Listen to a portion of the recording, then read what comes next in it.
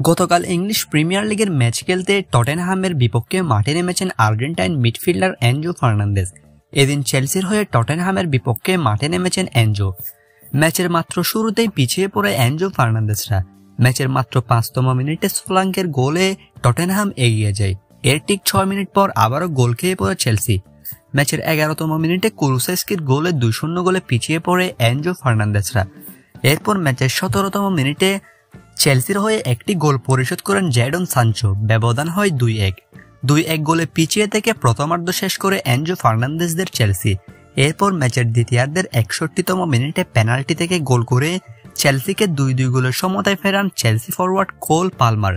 যখন ড্র নিয়ে মাঠ ছাড়ার আশঙ্কা ঠিক তখনই দলের ত্রাতা হয়ে হাজির হলেন এনজো ফার্নান্দেজ। দর্শক, ম্যাচের 73তম মিনিটে দুর্দান্ত একটি গোল করে চেলসিকে 3-2 গোলে এগিয়ে নেন তিনি। ম্যাচের 73তম মিনিটে কোল পালমার বল বাড়িয়ে দেন এনজো ফার্নান্দেজদের উদ্দেশ্যে। এরপর বলটি ওয়ান টাচে বাঁ পায়ে দুর্দান্ত ভলির মাধ্যমে গোল করে চেলসিকে 3-2 গোলে এগিয়ে নেন এনজো ফার্নান্দেজ। 73তম মিনিটে এনজো ফার্নান্দেজের দুর্দান্ত সেই গোলে চেলসি এগিয়ে যায় 3-2 গোলের ব্যবধানে। এরপর ম্যাচের 84তম মিনিটে চেলসির হয়ে পেনাল্টি থেকে আরও একটি গোল করেন কোল পালমার।